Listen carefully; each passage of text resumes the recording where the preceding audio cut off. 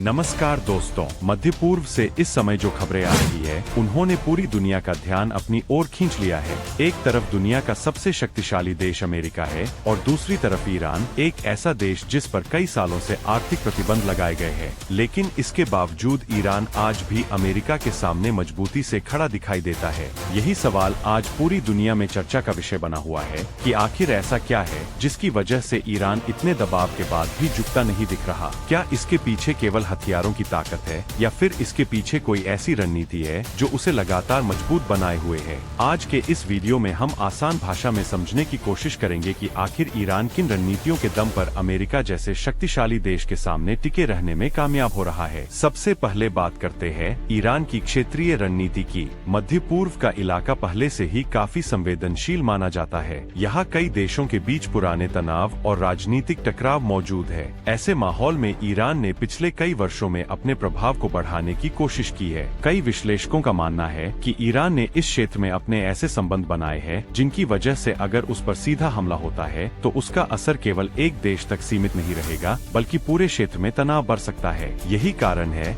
कि कई बार बड़े देश भी इस इलाके में कदम उठाने से पहले कई बार सोचते हैं। अब बात करते हैं ईरान की सैन्य रणनीति की। पिछले कुछ सालों में ईरान ने अपने मिसाइल और ड्रोन कार्यक्रम पर काफी काम किया है। ईरान का दावा है कि उसके पास ऐसी मिसाइलें हैं जो हजारों किलोमीटर दूर तक निशाना साध सकती है। इसके अलावा ड्रोन तकनीक भी तेजी से विकसित की गई है। आज के समय में आधुनिक युद्ध में ड्रोन और मिसाइलों की भूमिका काफी बढ़। यही वजह है कि कई बार तकनीक के दम पर कमजोर दिखने वाले देश भी मजबूत देशों के सामने संतुलन बनाए रखते हैं। अब बात करते हैं ईरान की भौगोलिक स्थिति की। ईरान जिस इलाके में स्थित है वह दुनिया की ऊर्जा सप्लाई के लिए बेहद महत्वपूर्ण माना जाता है। इसी क्षेत्र में दुनिया का एक बहुत अहम समुद्री रास्ता मौजूद है जिसे स्ट्रेट ऑफ हॉर्मज जाता है। दुनिया के बड़े हिस्से का तेल इसी रास्ते से होकर गुजरता है। अगर इस रास्ते में किसी भी तरह की समस्या आती है तो इसका असर केवल मध्य पूर्व तक सीमित नहीं रहता बल्कि पूरी दुनिया की अर्थव्यवस्था पर पड़ सकता है।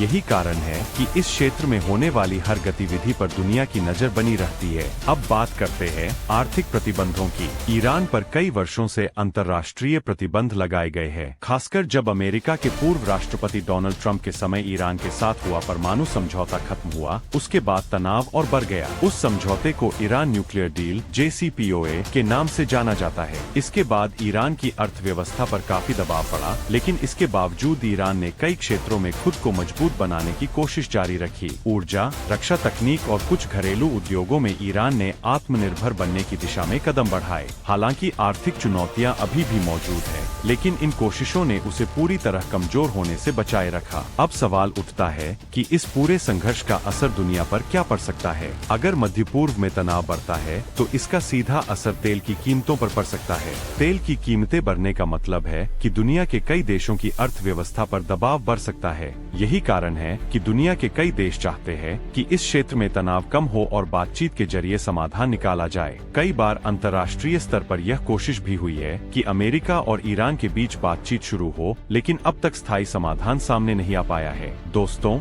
अगर हम पूरी स्थिति को ध्यान से समझे तो यह साफ दिखाई देता है कि ईरान केवल हथियारों के भरोसे खड़ा नहीं है। उसकी रणनीति कई अलग अलग स्तरों पर काम करती है। क्षेत्रीय प्रभाव, सैन्य तकनीक, भौगोलिक स्थिति, आर्थिक आत्मनिर्भरता और राजनीतिक संदेश, इन सभी चीजों को मिलाकर ईरान ने अपनी एक ऐसी रणनीति तैयार की है जिसकी वजह से वह लगातार दबाव के बावजूद अपनी स्थिति बनाए रखने में सफल रहा है। लेकिन यह भी सच है कि मध्य पूर्व की राजनीति बहुत तेजी से बदलती रहती है। आज जो स्थिति दिखाई दे रही है वह आने वाले समय में किस दिशा में जाएगी, यह अभी भी एक बड़ा सवाल बना हुआ है। क्या भविष्य में अमेरिका और ईरान के बीच तनाव कम या फिर यह टकराव और बढ़ सकता है, यह आने वाला समय ही बताएगा। लेकिन इतना जरूर है कि इस पूरे मामले पर दुनिया की नजर बनी हुई है, क्योंकि मध्य पूर्व में होने वाला हर बड़ा बदलाव केवल उस क्षेत्र तक सीमित नहीं रहता बल्कि उसका असर पूरी दुनिया पर पड़ता है। दोस्तों, आप इस मुद्दे के बारे में क्या सोचते हैं? क्या आपको लगता है कि आने वाले समय में हालात शांत होंगे या फिर तनाव और बढ़ सकता है?